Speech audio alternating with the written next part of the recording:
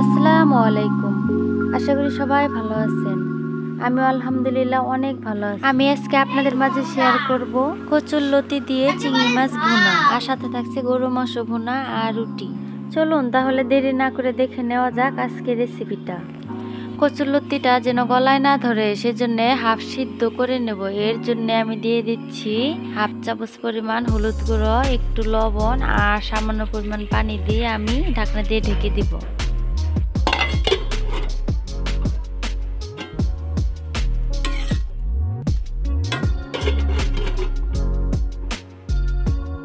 কচুর লতিটা আমি কিন্তু হাফ সিদ্ধ করে নিচ্ছি। এই জন্য যখন লতির উপরে একটু নরম ভাব চলে আসবে তখন আমি কচুর লতিগুলো নামিয়ে নেব। এখন এই কচুর লতিগুলো পানি ঝরিয়ে নেওয়ার জন্য আমি একটি ছাঁকনা দিয়ে ছেঁকে নিচ্ছি। কচুর লতিটা কিন্তু হাফ সিদ্ধ হওয়ার পর আমি পানি ঝরিয়ে নিলাম। এভাবে রান্না করলে কচুর লতি কখনো গলায় ধরবে না। এখন আমি চিংড়ি মাছ দিয়ে কচুর লতি রান্না করার জন্য চুলায় দিয়ে দিলাম একটি প্যান। এবার আমি প্যানের মধ্যে দিয়ে দিলাম কয়েকটি কুচি করে নেওয়া পেঁয়াজ আর দিয়ে দিচ্ছি পরিমাণ মতো সয়াবিন তেল। পেঁয়াজগুলো আমি হালকা ভেজে নেব। পেঁয়াজগুলো হালকা ভেজে নেওয়ার পর এখন আমি দিয়ে দিচ্ছি 1 চামচ পরিমাণ রসুন বাটা। এই আদা বাটাটা আমি কিন্তু ফ্রোজেন করে রেখেছিলাম। আপনারা যদি দেখতে চান আমি কিভাবে রেখেছিলাম তাহলে অবশ্যই কমেন্ট করে জানাবেন। দিয়ে দিলাম হাফ চামচ পরিমাণ আদা বাটা। এখন আমি এর মধ্যে দিয়ে দিচ্ছি হাফ চামচ পরিমাণ হলুদ গুঁড়ো, 1 চামচ পরিমাণ মরিচ গুঁড়ো। এখন আমি দিয়ে দিব 1 চামচ পরিমাণ মাছের মশলা। আমি কিন্তু মাছের মশলাটি তৈরি করেছি যে কোনো মাছ রান্না করার জন্য। এই মশলাটি ব্যবহার করলে তরকারিটা এতটা স্বাদ হয় যা বলার বাইরে। এখন আমি দিয়ে দিলাম পরিমাণ মতো লবণ, আর মশলাগুলো ভালোভাবে কষিয়ে নেওয়ার জন্য আমি দিয়ে দিব পানি। এই মশলাগুলো আমি হালকা কষিয়ে নিচ্ছি, না হয় মশলাগুলোর কাঁচা গন্ধ কিন্তু থেকে যাবে।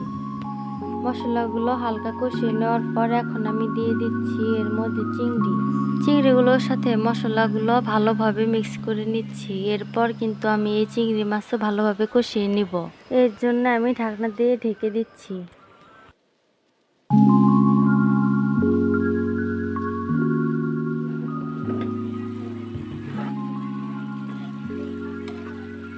চিংড়িগুলো ভালোভাবে কষিয়ে নেওয়ার পর আমি এখন নামিয়ে নিচ্ছি।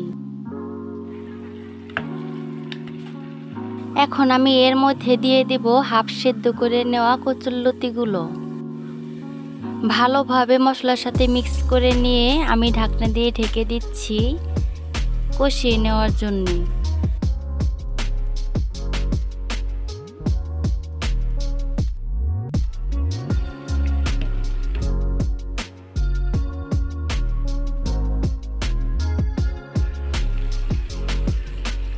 কচুরলতিগুলো হালকা কষিয়ে নেওয়ার পর আমি এখন দিয়ে দিব পরিমাণ মতো পানি।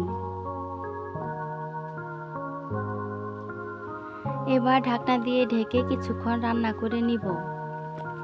ঢাকনার যে ছিদ্রটা আছে ওটা কিন্তু বন্ধ করে দিতে হবে। আমি ঢাকনার ছিদ্রটা বন্ধ করে দিচ্ছি। এভাবে কিছুক্ষণ রান্না করে নেওয়ার পর আমি এখন দিয়ে দিব কষিয়ে রাখা চিংড়ি মাছগুলো।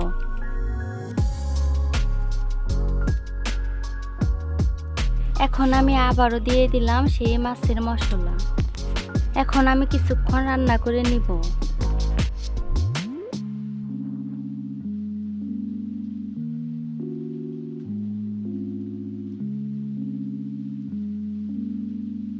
রান্না হয়ে গেল আমার কচুরলতি দিয়ে চিংড়ি মাছ ভুনা,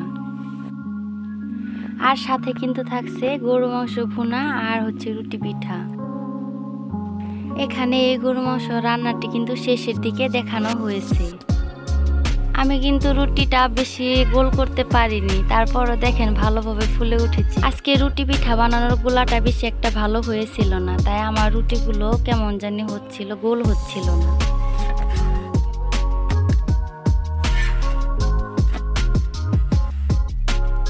রুটি গোল না হলেও কিন্তু রুটিগুলো ভালো ফুলে উঠেছে। আমার কিন্তু বেশ ভালোই লাগছিল তখন। যে আমি রুটি গোল না করতে পারলে কি হবে, রুটিগুলো তো ফুলে উঠেছে। লতি দিয়ে চিংড়ি মাছের রেসিপি আর হচ্ছে গরু মাংস ভুনা আর রুটি দিয়ে কিন্তু আরাফাত আর তাসমিনকে আমি খেতে দিয়েছি। ওদের কিন্তু বেশ ভালোই লাগছে।